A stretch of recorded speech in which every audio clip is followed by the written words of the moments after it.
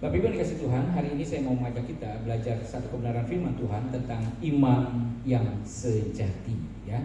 Iman yang sejati. Alkitab berkata bahwa ya, tidak mungkin kita berkenan kepada Tuhan kecuali kita memiliki iman, ya. Ibrani 11 ayat 6, ya. Ibrani 11 ayat 6 saya akan bacakan bagi kita Bapak Ibu, ya. Ibrani 11 ayat yang ke-6. Tetapi tanpa iman tidak mungkin orang berkenan kepada Allah. Sebab barang siapa percaya kepada Allah, ia harus percaya bahwa Allah ada dan bahwa Allah memberi upah kepada orang yang sungguh-sungguh mencari Dia. Tidak mungkin orang berkenan kepada iman, kepada Allah, ya, tanpa iman. Jadi kita harus memiliki iman, ya. Harus punya iman kepada Allah, harus punya iman kepada Tuhan Yesus Kristus. Iman ini pisteuo, ya, artinya kita bukan sekedar percaya, tetapi mempercayakan diri kita kepada Allah. Ngomong percaya gampang, Bapak Ibu Saudara. Ngomong percaya Tuhan Yesus, iya percaya.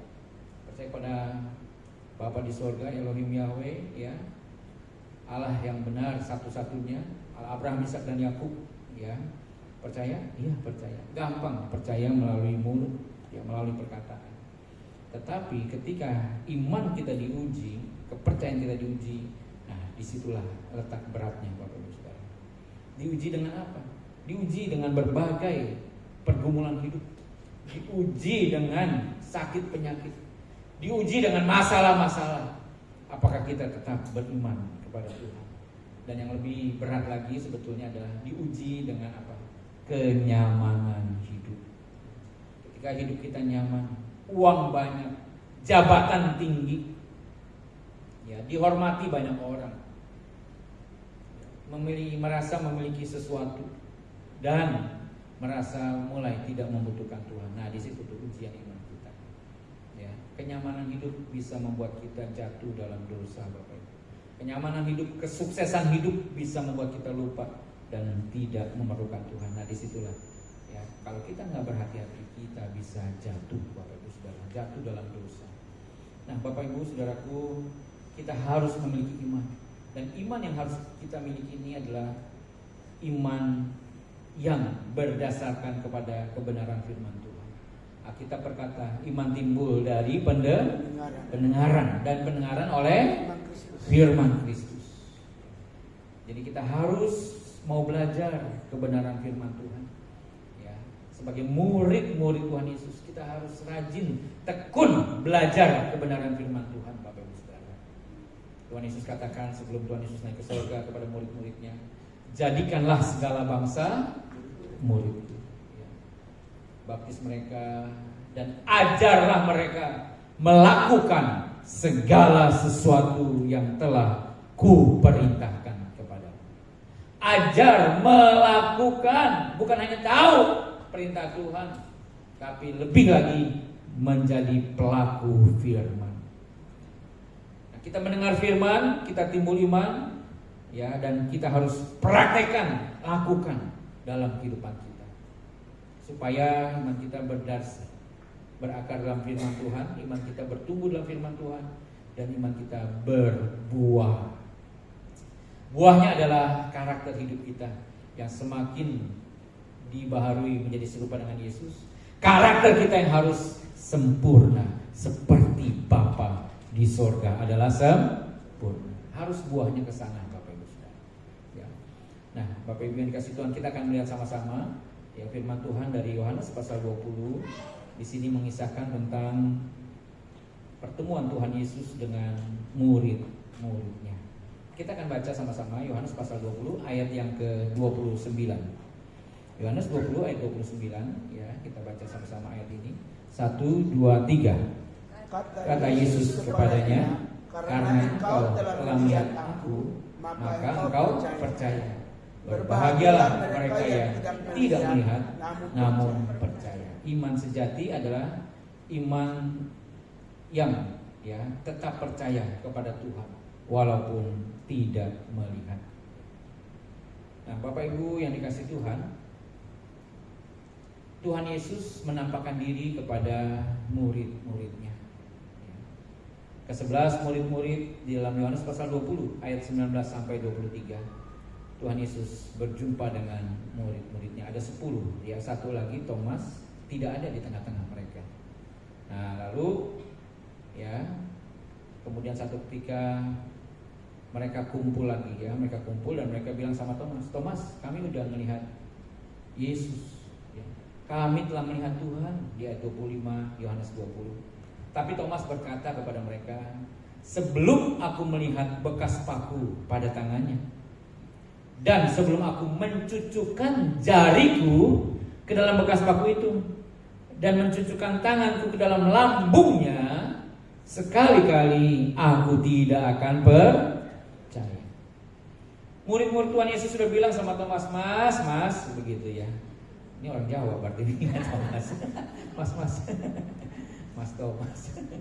Mas, kita orang udah ngeliat nih, udah ngeliat Tuhan Yesus. Ya. Si Thomas bilang, nih, ya, nah ini dia ya. Enggak percaya. Gue belum ngeliat. Tunggu dulu, gue lihat dulu bekas pakunya. Ya. Bekas paku di tangan Yesus, mau lihat dulu dong. Udah ngeliat, mau cucukin, mau masukin jari-jari ya. Kayak dulu tuh jari-jari gitu kan ya. Masukin dulu ke bekas paku. Kemudian bukan hanya ke tangan, juga cucukan ke lambung ya. Udah tahu kan zaman dulu kalau pakai baju kan lurus begitu ya. Berarti kan Tuhan Yesus mesti buka baju dulu. Ini kurang ajar nih Thomas. Ya. Thomas ini mengajukan syarat supaya dia bisa percaya kepada Yesus, bahwa Yesus sudah bangkit. Halo, Bapak Ibu pahami hal ini? Pahami hal ini? Thomas mengajukan syarat untuk percaya bahwa Tuhan Yesus sudah bangkit. Bapak Ibu Saudaraku, banyak orang mengajukan syarat untuk percaya kepada Tuhan Yesus. Gue mau percaya sama Tuhan Yesus, tapi gue sembuh dulu dong dari sakit. Ini udah sakit udah sebulan nih, kagak sembuh-sembuh. Gue mau ikut Tuhan Yesus dah, mau ke gereja dah. Tapi syaratnya apa? Sembuh. Aduh, saya ini di PHK, ya, nggak ada kerjaan, udah setahun lebih nih. Tolong dong, Tuhan Yesus hidup, benar ada, ya, hebat, ya kan, maha besar, maha kuasa. Ayo dong, saya harus bisa dapat kerjaan baru dong. Kalau dapat kerjaan baru, saya mau percaya deh sama Tuhan Yesus. Saya mau ke gereja, saya mau berdoa sama Tuhan Yesus. Sembuhin dulu tapinya, ya, syarat. Aduh, anak saya nih, ya, belum dapat jodoh. Ayo, Tuhan Yesus tolong dulu dong, anak saya dapat jodoh. Baru nanti saya mau ke gereja. Udah anaknya dapat jodoh, anak saya dapat jodoh belum punya anak nih ya. Ayo dong, Tuhan Yesus tolong dulu dong, ya, supaya anak saya punya bayi. Nah, saya punya cucu. Kalau belum, nggak mau percaya Tuhan Yesus lah. Ya, ajukan syarat. Halo, betul Bapak Ibu? Banyak yang kayak begini nih. Ya. Ngelihat syarat dulu, ngajuin bukti dulu. Kalau nggak terjadi, tidak mau percaya. Bapak Ibu Saudaraku, sesungguhnya iman tidak memerlukan bukti. Kalau sudah ada, untuk apa iman? Iman itu nggak perlu bukti yang bisa dilihat, nggak perlu. Kalau ada sesuatu yang udah kelihatan, tidak lagi dibutuhkan iman. Iman itu bukan sekedar percaya Tuhan sanggup, Tuhan mampu lakukan sesuatu yang di luar pikiran kita, ya. Bukan sekedar percaya, tetapi iman itu lebih lagi mempercayakan hidup kita kepada Tuhan. Iman itu bukan sekedar percaya sakit bisa sehat, bisa sembuh. Iman itu bukan sekedar percaya nggak ada uang bisa punya banyak uang, nggak ada pekerjaan bisa ada pekerjaan, nggak ada bisnis yang maju atau bisnis lagi mundur kemudian dipulihkan banyak kembali, ya, omset kantau begitu ya. Bapak Ibu Saudara, iman itu bukan seperti itu. Iman itu walaupun kita sudah berdoa mohon kesembuhan tetapi masih tetap sakit, tapi kita tetap percaya Tuhan Yesus, tetap setia kepada Tuhan Yesus. Bahkan sampai mungkin ketika kita meninggal pun tetap sakit. Justru itulah sebenarnya iman yang sejati. Yang mengerti katakan amin. Tepuk tangan kemuliaan bagi Tuhan. Amin Bapak Ibu. Itulah iman yang sejati. Walaupun tidak melihat, tidak mengalami, apa yang kita minta, apa yang kita doakan, tapi tetap kita setia kepada Tuhan Yesus. Tetap kita mempercayakan hidup kita kepada Tuhan Yesus. Apapun yang terjadi Tuhan, itu yang terbaik. Yang Tuhan izinkan, aku mau tetap ikut Tuhan. Aku tidak mau tinggalkan Tuhan. Aku gak akan kecewa kepada Tuhan. Tuhan sudah berikan hidupmu bagi kami, murid-murid Tuhan Yesus. Tuhan sudah mati di kayu salib karena dosa kesalahan kami. Kami masih punya utang banyak sama Tuhan. Ya, dosa-dosa kami sudah ditebus. Tuhan sudah selamatkan kami. Itu sudah jauh lebih dari cukup untuk kami sungguh-sungguh menyerahkan hidup kami. Kami beriman kepada Tuhan Yesus yang mengasihi kami, yang mengampuni dosa kami begitu banyak, yang menyelamatkan kami, yang berjanji bahwa satu saat kami akan bersama dengan Tuhan Yesus di rumah Bapa kekal selama-lamanya. Nah, iman yang kayak gini nih sulit Bapak Ibu Saudara. Iman kayak gini gak banyak di tengah-tengah dunia yang dimiliki oleh orang-orang Kristen, pengikut-pengikut Tuhan Yesus. Gak banyak Bapak Ibu Saudara. Banyak orang Kristen justru menuntut Tuhan. Tuhan lakukan ini, Tuhan tolong ini, Tuhan berkati saya. Dan orientasinya selalu berkat-berkat jasmani, berkat-berkat materi. Orientasi selalu uang, ya. Orientasi selalu hal-hal yang bersifat sementara di bumi ini, bukan hal-hal yang bernilai kekal, bukan hal-hal yang bernilai abadi, Bapak Ibu Saudara. Banyak orang Kristen hanya mengumpulkan harta di bumi, bukan mengumpulkan harta di surga. Bagaimana kaya di dunia ini, punya uang banyak yang di dunia ini. Itu yang seringkali menjadi pikiran banyak orang Kristen, Bapak Ibu Saudara. Mungkin Bapak Ibu Saudara bilang, Pak Pendeta, kita kan butuh uang. Benar Bapak Ibu Saudara, kita tuh butuh uang, benar ya.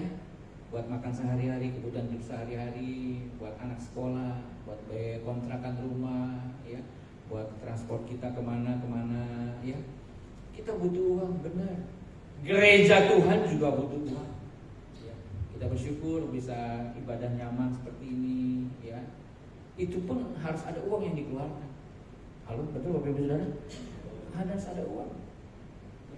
Butuh uang pekerjaan Tuhan, apalagi pekerjaan misi di desa-desa, bangun gereja, ya, kehidupan para hamba Tuhan butuh uang.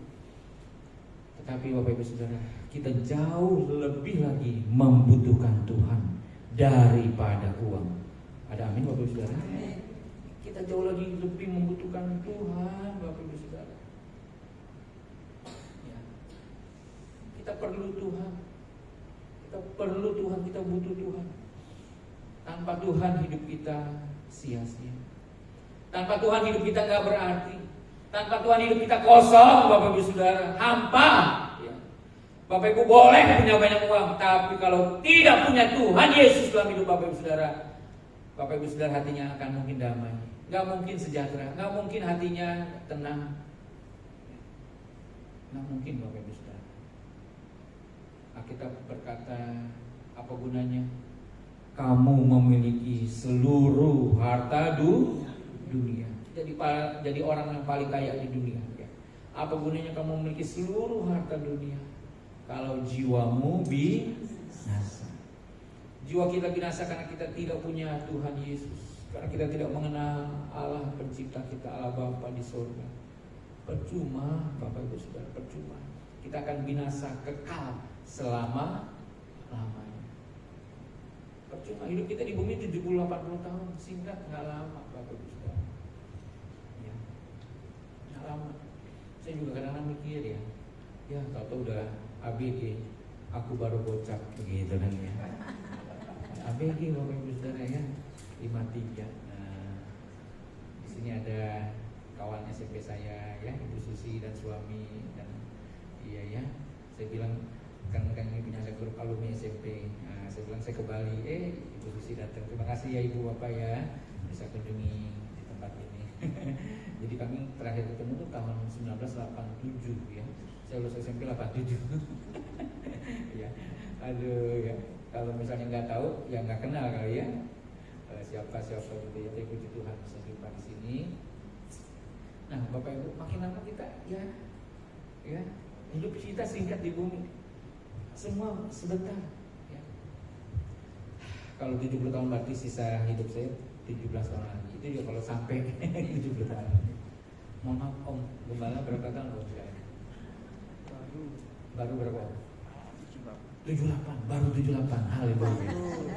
Jadi Om udah dapat bonus 8 tahun ya. Om Hasan ya. Jadi kalau hari Senin sampai Minggu ya kan, Senin umur sampai 10, Selasa 20, ya hari Minggu 70. Nah, Om Hasan sudah Senin kedua. Kira 70 lewat, Senin kedua ya, Senin malam Om hampir Om mau masuk Selasa. Aduh ya. Bapak Ibu, hidup ini singkat ya, kita butuh uang, iya benar. Kita harus cari uang, benar cari uang. Harus rajin, giat cari uang. Kita harus punya tanggung jawab. Ada bagian kita. Jangan malas cari uang. Harus tekun, harus giat. Tetapi kalau cari uang kita begitu getol, begitu giat, begitu rajin, cari Tuhan, ingat harus lebih getol, lebih giat, lebih rajin lagi dari cari uang. Cari Tuhan harus lebih getol lagi. Yang setuju katakan amin. Tepuk tangan kemuliaan bagi Tuhan. Jangan kalau cari duit getolnya minta ampun ya. Kok ini ada kantong nih kok. Oh iya, lu di mana? Di mana? Udah jam 11 malam. Iya nih, gue lagi di ini Burger King. Sebelah gereja. Ya, iya gue kesana deh kok. Ya, gue ini kita ngomong kantong. Itu jam 11 malam. Tetep kalau nyari duit mah gak kenal waktu. Betul Bapak Saudara? Gak bilang, aduh gue sibuk nih, sorry. Nanti aja dah. Nggak ada tuh. Ya. Pokoknya kalau udah nyari duit, udah ada kantong, wah pasti kejar. Tapi coba kalau ke gereja, ya udah waktunya ke gereja. Aduh capek ya. Aduh ngantuk nih. Aduh gue lagi ada urusan nih. Ya. Ada aja alasan. Jadi orang males ke gereja, kagak mau ke gereja. Kecuali jemaat Tuhan di tempat ini. Yang seperti kata-katanya. Aduh, luar biasa deh. Saya melihat penyertaan Tuhan luar biasa bagi Om Hasan ya, tanda ini gereja ini 2,5 tahun lalu saya bersama Tante Eras ngobrol.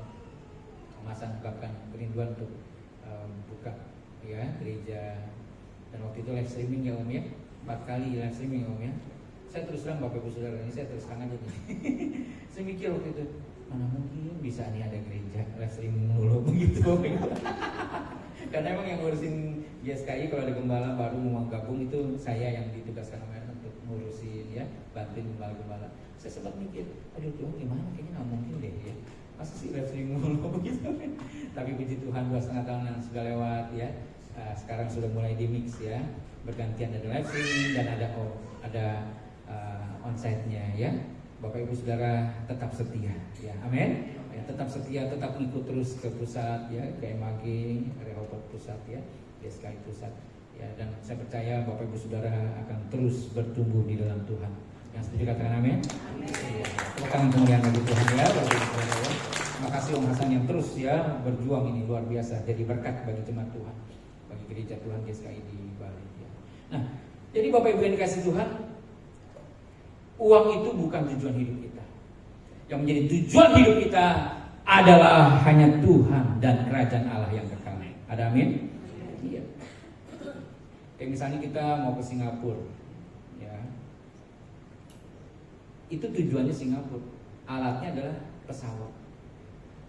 Tujuan hidup kita surga dan Tuhan. Alatnya untuk mencapai sana bisa kita pakai uang kita. Makanya dikatakan, ya. Ikatlah persahabatan dengan menggunakan mamon yang tidak jujur.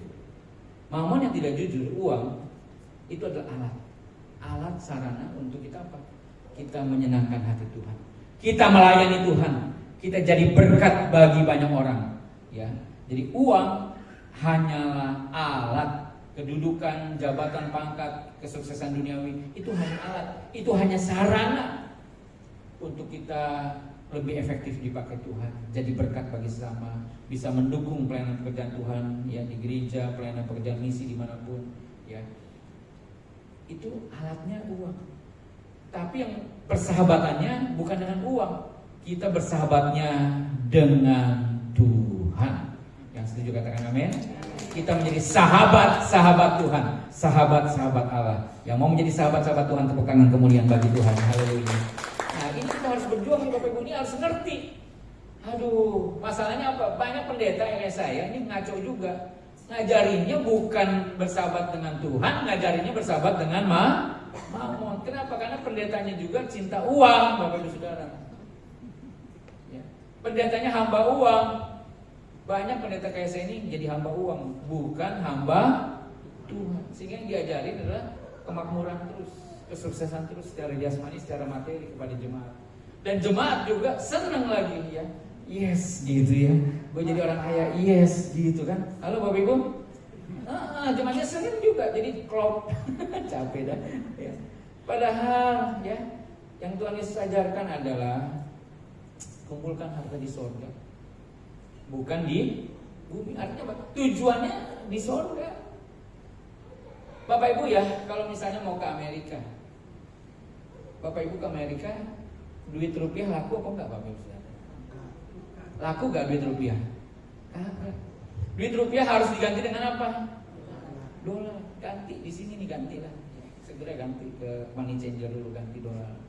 Nah, waktu Bapak Ibu sampai di Amerika, belanja pakai dong. Bapak Ibu sekarang tujuannya mau kemana sih? Setelah hidup di bumi ini kemana nih? Halo? Kemana? Bapak Ibu kan mau kerana baru, mau ke sorga. Artinya apa? Kalau kita mau ke sorga, hartanya itu harus diubah. Uangnya bukan uang di bumi, uangnya adalah uang di sorga. Kira-kira begitu. Yang nanti katakan amin nih. Uang di bumi kagak laku, di sorga. Lah, mungkin Bapak Ibu bilang, iya uang di sorga apa tuh Pak? Nah ini nih ya. Bapak Ibu yang dikasih Tuhan, harta kita di sorga itu adalah apa? Yang pertama, keselamatan abadi. Keselamatan abadi. Keselamatan itu apa? Tuhan mengembalikan kita pada rancangan Allah yang semula. Karakter kita diciptakan menurut gambar dan rupa Allah. Tuhan mau supaya hidup kita diubahkan. Karakter kita diubahkan, dibaharui menjadi serupa dengan Yesus. Karakter kita disempurnakan sehingga sempurna seperti Bapa di sorga adalah sempurna. Karena dosa, gambar rupa Allah itu rusak. Nah, Tuhan mau datang ke bumi ini ya, Tuhan Yesus ya lahir di bumi ini, mati di kayu salib supaya apa? Supaya menang atas dosa dan maut. Nah, kita sebagai murid-murid Tuhan Yesus, kita sebagai anak-anak Bapa di sorga juga harus berjuang untuk menang atas maut dan dosa. Yang mengerti katakan amin. Kita juga harus menang atas dosa. Artinya apa? Jangan lagi hidup kita dikuasai dosa. Jangan lagi kita terikat dengan dosa apapun. Bapak Ibu Saudara, kita harus bertobat, tinggalkan semua dosa. Yang satu lagu Om Eras itu ya. Ku harus tinggalkan semua beban dan dosa-dosaku, hanya dengan hidup tak bercela ku layak berjalan bersamamu. Tuhan, ku harus tinggalkan semua beban dan dosa-dosaku, hanya dengan hidup tak bercela ku layak berjalan bersamamu Tuhan. Jadi harta di sorga itu Bapak Ibu Saudara adalah karakter kita yang dibaharui, diubahkan. Ya. Manusia batinnya kita yang selalu dibaharui. Ya, dulu kita jahat, dulu kita sombong, ya. Dulu kita gampang iri hati, mementingkan diri sendiri. Nah, sekarang harus berubah. Harus ikuti karakter Kristus.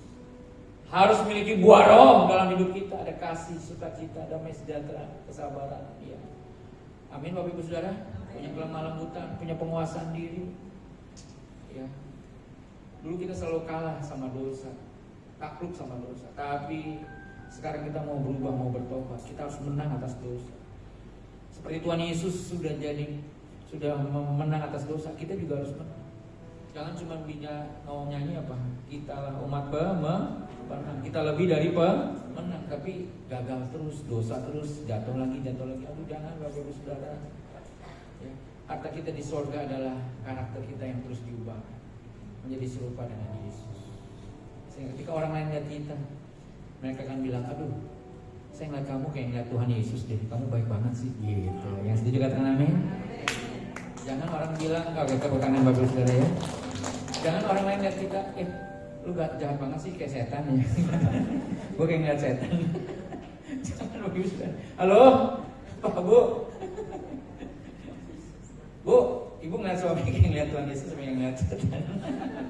Halo Bu, Pak, Bapak ngeliat istri kayak ngeliat Tuhan Yesus apa ngeliat itu? Aduh. Kita sekian lama ikut Tuhan Yesus, kita harus berubah karakter kita. Jangan lagi bayi rohani, harus dewasa rohani.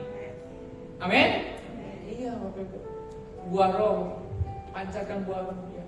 Harus berubah Bapak Ibu Saudara, sama-sama yuk kita berjuang ya.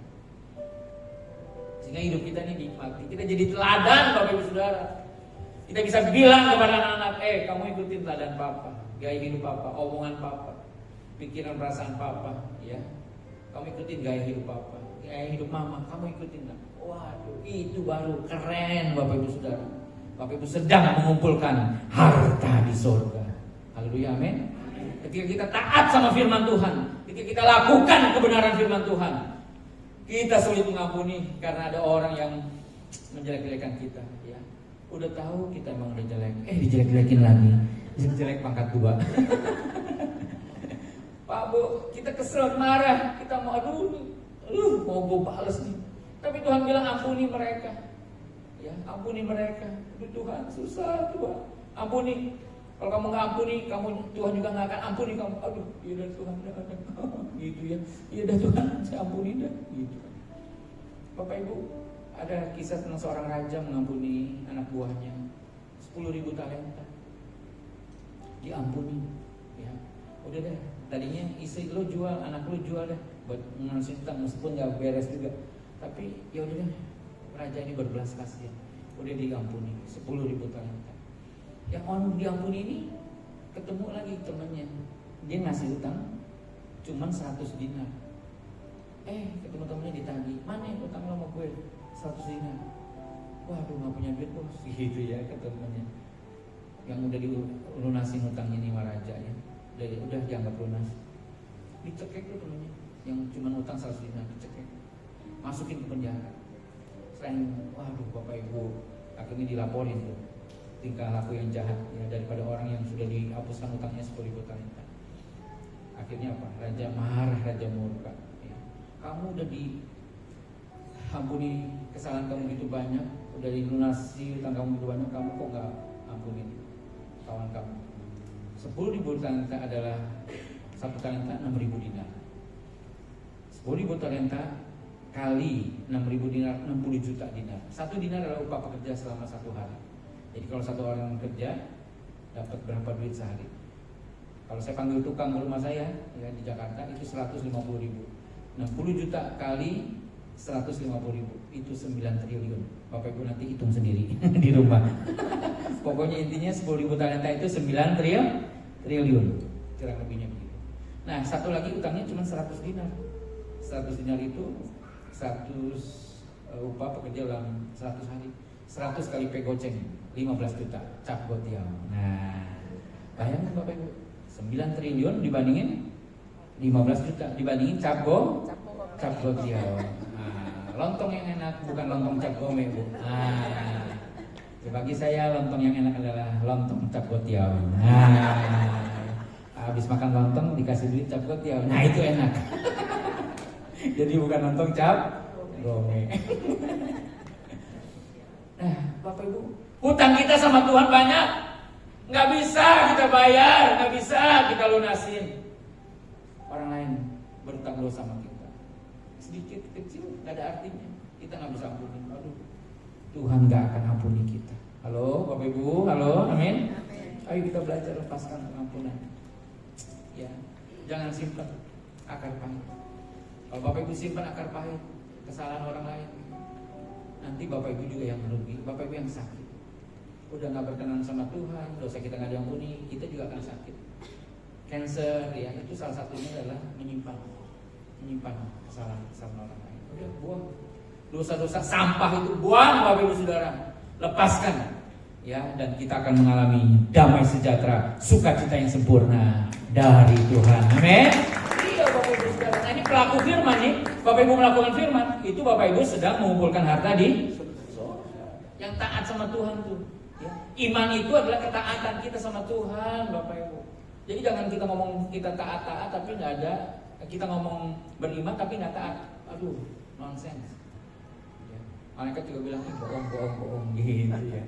Bohong itu dosa. Bohong itu dosa, kata anak sekolah minggu. Haleluya Bapak Ibu, amin. Iya, ya. Ayo kita kumpulkan harta di surga. Itu iman yang sejati. Ya, memang nggak gampang, tentu sulit. Tetapi pasti Roh Kudus memberikan kekuatan bagi kita untuk kita mempraktekkan iman kita, untuk kita melakukan perintah Tuhan, kehendak Tuhan dalam hidup kita. Amin Bapak Ibu. Ya amin ya. Yuk kita berjuang sama-sama Bapak Ibu. Ini udah waktunya. Ya. Ini waktunya kita sama-sama berjuang memiliki iman yang sejati kepada Tuhan. Tepuk tangan kemuliaan bagi Tuhan. Haleluya. Nah, Bapak Ibu Saudara, Thomas akhirnya dijumpai oleh Tuhan Yesus.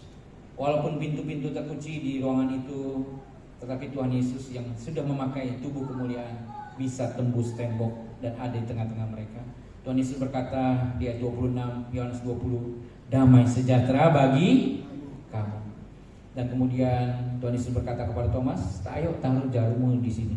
Ayo taruh, ulurkan tanganmu. Ayo cucukkan tanganmu ke dalam lambungku. Jangan kau tidak percaya lagi, melainkan percayalah. Tuhan masih kasih kesempatan buat Thomas. Ada orang-orang yang memang diberi kesempatan sama Tuhan, walaupun sebetulnya mereka salah ya, harusnya tidak mengajukan syarat, tapi tetap Tuhan bisa lakukan yang terbaik karena Tuhan mengasihi, Tuhan sayang ya. Bapak Ibu Saudara, dulu kalau kita belum percaya Tuhan Yesus atau baru percaya pada Tuhan Yesus, biasanya doa-doa kita itu gampang dijawabnya sama Tuhan, lebih gampang dijawabnya sama Tuhan. Waktu baru bertobat itu sedikit doa, wah dikabulkan sama Tuhan. Halo, betul gak Bapak Ibu Saudara? Betul gak? Tapi lama-kelamaan kita ikut Tuhan, melayani aktif, aduh doa sesuatu dijawabnya lama banget sama Tuhan. Bahkan Tuhan bilang tidak. Bapak Ibu pernah mengalami hal ini gak? Pernah ya? Ya ini ibaratnya seperti kayak anak-anak. Kalau anak kecil kan minta sama kita orang tua, ya biasanya kita kasih, ya kan, cepet kasihnya, ya. Apalagi kalau dia nangis-nangis, guling-guling, aduh lu bikin malu aja lu. Ya udah kita kasih duit, kita beli, dia mau mainin apa ya? Kalau di mall dia guling-guling, ya ini capek dah ya, udah beliin lah, gitu kan ya Bapak Ibu ya. Tapi kalau dia udah gede, udah makin besar, umur 20 tahun, terus guling-guling kan enggak kan ya, kita bilang enggak, kamu nggak cocok ini, kamu nggak boleh ini dulu ya. Nah Bapak Ibu yang kasih Tuhan, jadi nggak semua doa kita harus dijawab iya oleh Tuhan. Ada amin gak nih Bapak Ibu Saudara? Iya, nggak harus dijawab iya ya. Tuhan tuh mau memproses, membentuk kita dulu ya, karakter kita, kesetiaan, ketekunan ya, diproses dulu Bapak Ibu, nggak langsung diberikan. Dan kalau semua doa kita dijawab oleh Tuhan sesuai keinginan kita, itu bahaya. Kalau Bapak Ibu ke dokter, terus si suami ini ya, Bapak diperiksa sama dokter bilang sama ibu, sama istri, Bu, kalau Bapak ini minta apa aja, makan apa aja kasih Bu, kasih ya. Nah satu lagi, Bu, satu pasien lagi, Bu, kalau Bapak minta apa, lihat-lihat dulu Bu, jangan semuanya dikasih. Kalau yang kolesterol tinggi ya kan, banyak minyak babinya jangan ya Bu. Gitu ya. Udang jangan dulu Bu ya, udang nggak boleh Bu ya, karena Bapak kolesterol tinggi misalnya. Nah kira-kira kalau Bapak-bapak jadi pasien, mau pasien pertama apa pasien kedua Pak? Pertama kedua Pak? Kalau pasien kedua itu artinya apa? Kalau semua dikasih, kalau pasien pertama semua dikasih itu apa tuh? Artinya apa? Sudah mau oleh lewat. Sudah putus harapan. Dikasih kagak dikasihin cepet mati Bu, cepetan kasih aja. Ya kan? Tapi kalau yang kedua masih ada harapan. Ya. Jangan sembarangan lu dikasih, masih ada harapan nih. Ya. Kita mau jadi pasien yang kedua ada meskipun aduh nggak enak juga nih. Udah tahu lihat makanan enak, hauce, aduh. Hauce Jinping. Enak gila. Gitu. Aduh, udah gitu loh. Tapi nggak boleh ya. Itu kita masih punya harapan hidup. Tapi nggak punya harapan ya. Dokter udah lihat ya udah deh kasih aja deh. Ya udah mau mati ini biarin gitu. Bapak Ibu, kalau Tuhan kasih semua pada kita sesuai keinginan kita akan binasa. Ada yang Tuhan kasih, ada yang enggak. Tuhan tahu yang terbaik bagi kita. Tuhan Maha Bijaksana. Makanya kita percayakan aja hidup kita sama Tuhan. Terima kasih Tuhan. Saya sehat, puji Tuhan. Saya sakit, puji Tuhan. Saya sukses dalam pekerjaan, dalam bisnis, ya puji Tuhan. Saya mengalami kegagalan pun puji Tuhan. Saya tahu ini semua untuk kebaikan bagi aku yang mengasihi Tuhan. Ada tujuan Tuhan yang indah dalam segala sesuatu. Haleluya, amin. Iya Bapak Ibu, jadi kita damai ya, kita sukacita. Ya. Apapun yang terjadi, sering kita nggak ngerti. Tapi kita tahu ya bahwa pasti ada pelangi indah di balik pergumulan dan masalah. Ajarku memahami semua yang kau ingini, agar hidupku puaskan hatimu. Bagimu aku rela sepenuh hati menghamba, serahkan diri genapi karyamu. Ajarku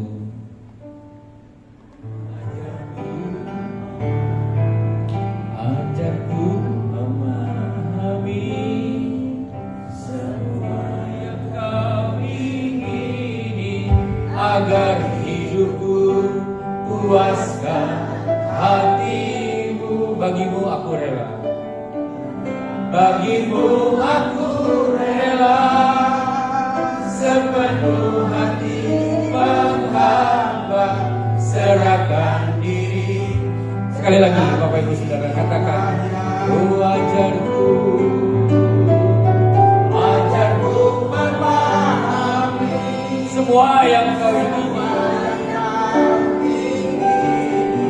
agar hidupku puaskan hatimu. Bagimu aku rela, sepenuh hati menghamba, serahkan diri genapi karyamu. Ajarku memahami ya Tuhan, apa yang Tuhan mau, bukan yang aku mau, tapi yang Tuhan mau. Jadilah kehendak-Mu Tuhan, bukan kehendak. Waduh, Pak Bu berat. Tadi saya cerita ya di GSKI Adonai bahwa keinginan saya anak pertama saya itu sembuh, dapat mujizat Tuhan. Tapi ternyata Tuhan panggil dia 17 bulan meninggal ya, dalam kondisi sakit di otaknya, cerebral palsy. Motoriknya tidak berkembang, Bapak Ibu. Wah, berat Bapak Ibu, nggak gampang. Kita ditinggalkan oleh orang tua pasti sedih. Tapi kalau kita ditinggalkan anak, ya anak meninggal itu jauh lebih sedih daripada ketika orang tua meninggal. Ya, kita sebagai orang tua ketika anak sakit aja kita bilang sama Tuhan, Tuhan kalau boleh jangan anak saya yang sakit, biar saya aja yang sakit. Halo, betul Bapak Ibu? Iya. Apalagi ketika anak meninggal, wah berat. Ya. Yang berat itu lebih lagi ada istri saya. Selama 2 tahun kalau dia sendiri ditinggal di rumah, ya saya pergi ke gereja atau kemana ya, istri saya di rumah sendiri. Pulang ke rumah pasti dia lagi nangis. Ingat anak kami yang dipanggil Tuhan, pasti itu. Makanya saya udah bilang sama dia, kalau saya mau keluar ya kemana, udah kamu ke rumah mama aja, ya. Karena rumah mama sama rumah kami nggak jauh, rumah mamanya istri saya, rumah mertua. Udah kamu ke rumah mama, ya kamu sana aja deh. Ya supaya nggak sendirian Bapak Ibu. Kalau nggak mewek lagi, nangis lagi, capek. Bener, ya apalagi kan karena dia melahirkan, ya. Betul nggak Bapak Ibu ya? Mama tuh lebih sayang biasanya kan ya. Nah, Bapak Ibu nggak gampang. Yang terjadi tidak sesuai dengan keinginan kami. Saya juga bilang, Tuhan kenapa kok kayak begini Tuhan? Ya. Kan saya udah melayani Tuhan, kan sudah aktif di pekerjaan Tuhan, kok begini? Apakah saya dosanya lebih gede daripada yang lain? Ya. Nggak ada. Teman-teman saya, kawan saya, saudara saya mengalami penyakit yang kayak begini. Nggak ada. Ya. Tapi Bapak Ibu Saudara, saya percaya ada maksud-maksud Tuhan. Ya. Papa mertua saya yang tadinya karena Tuhan Yesus akhirnya bertobat. Ya. Bertobat dengan kejadian ini, proses ini, bertobat, dia percaya Tuhan Yesus. Ya. Mama mertua, kemudian adik-adik ipar, semua ya bertobat percaya Tuhan Yesus dengan peristiwa itu. Dan dengan kematian anak saya juga akhirnya saya ingat, saya dulu janji mau jadi pendeta, tapi nggak jadi begitu Bapak Ibu Saudara. Kenapa? Saya lihat teman-teman saya yang masuk sekolah teologi ya, saya waktu itu nggak kuliah teologi satunya, saya ambil jurusan matematika ya. Saya lihat teman-teman saya kok miskin, kok susah-susah gitu ya. Aku nggak mau jadi pendeta, susah. Ya, kalau punya banyak duit, Bapak Ibu, benar ya. Aku nggak mau Ya, yang penting saya kuliah matematika terus kerja di bank, punya uang, saya pelayanan. Udah gitu aja dah, nyaman, hidupnya enak. Itu Bapak Ibu. Ya. Tapi dengan kejadian ini, Tuhan ingatkan, Tuhan tegur saya. Ya, saya sejak dulu saya mau jadi pendeta, tapi saya lari dari panggilan Tuhan. Tapi setelah anak saya meninggal, akhirnya saya masuk sekolah teologi ya. Saya belajar pagi, siang saya kerja, malam saya kuliah. Begitu Bapak Ibu. Jadi banyak hal yang Tuhan ajarkan. Ada keinginan Tuhan yang harus kita lakukan. Amin Bapak Ibu Saudara. Ayo belajar mempercayai Tuhan, belajar mengerti apa sih sebenarnya Tuhan mau. Ini dengan sakitnya Om Era selama 6 bulan terus terang ini berat bagi kami Bapak Ibu Saudara di pengurus pusat. Kami juga kadang bingung, Tuhan kok begini ya, kok begini Tuhan. Gak ngerti Bapak Ibu Saudara, sungguh ya, bingung. Ada apa sih Tuhan maksud Tuhan? Ya udahlah, jalanin aja deh. Nanti satu saat pasti kita ngerti, pasti Tuhan bukakan.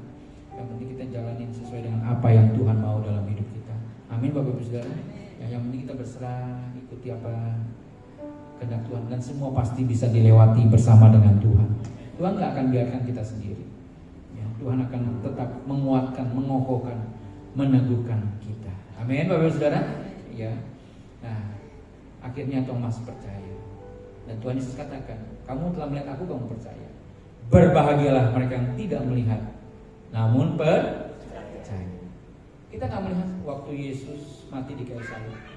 Kita gak melihat waktu Yesus bangkit dari kubur.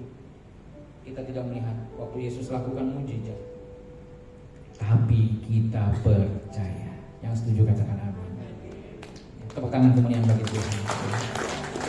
Ada satu lagu ya, walau tak pernah lihat wajahmu.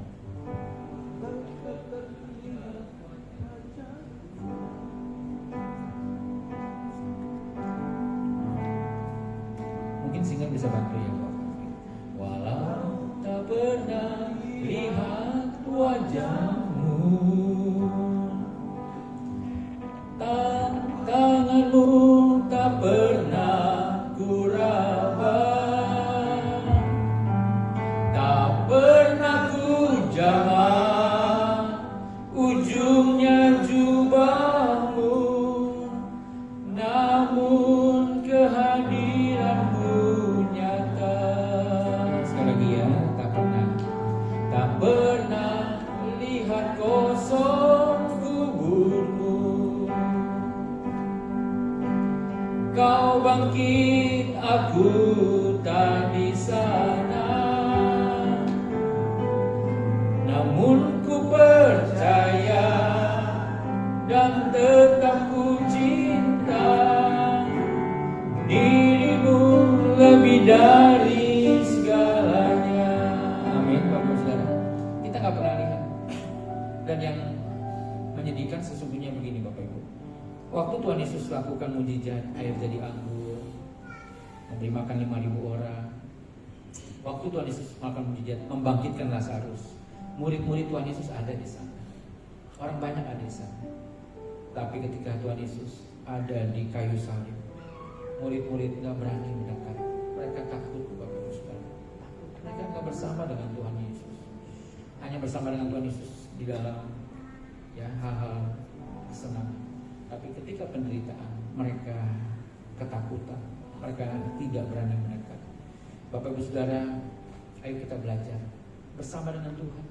Bersama dengan Tuhan, bukan ketika Tuhan lakukan banyak hal, memberkati kita, menolong kita, tetapi juga ketika kita harus menderita bagi Tuhan, kita juga mau rela menderita bagi Tuhan dan kerajaan Allah.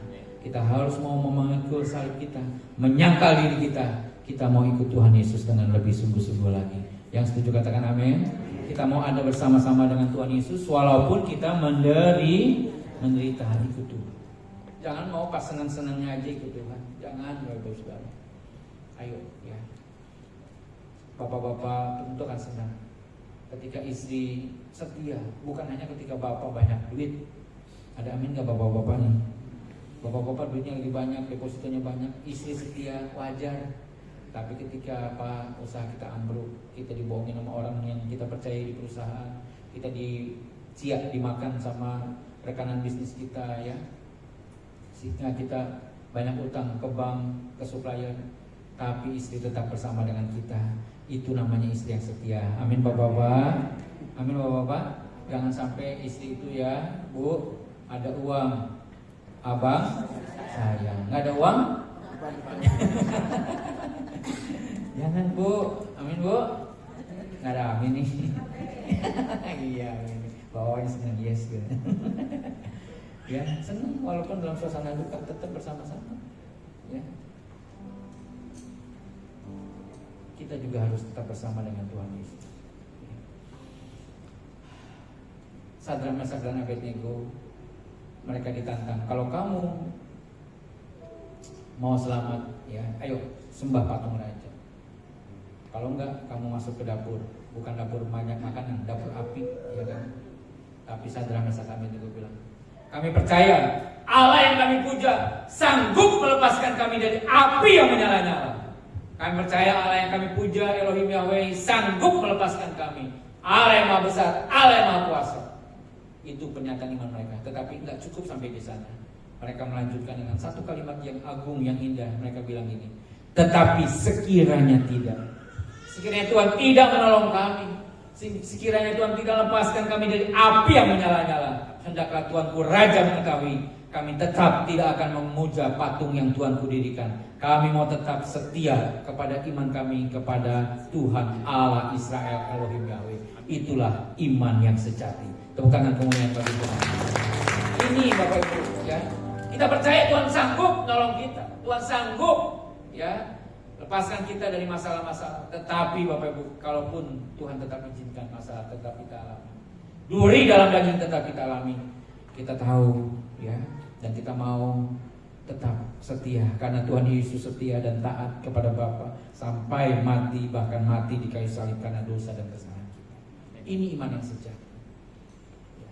Habakuk bilang, sekalipun pohon ara tidak berbunga, pohon anggur tidak berbuah, sekalipun hasil pohon zaitun mengecewakan, ladang-ladang tak menghasilkan makanan, ya, tidak ada lembu sapi dalam kandang, tapi mereka bilang apa? Aku akan tetap bersorak-sorai di dalam Allah yang menyelamatkanku.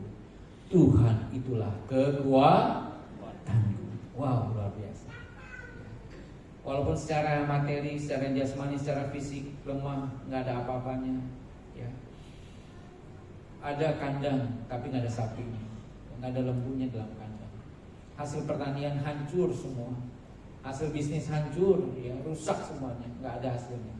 Tapi Habakuk bilang, aku akan tetap bersorak-sorai, aku akan tetap bersukacita di dalam Tuhan.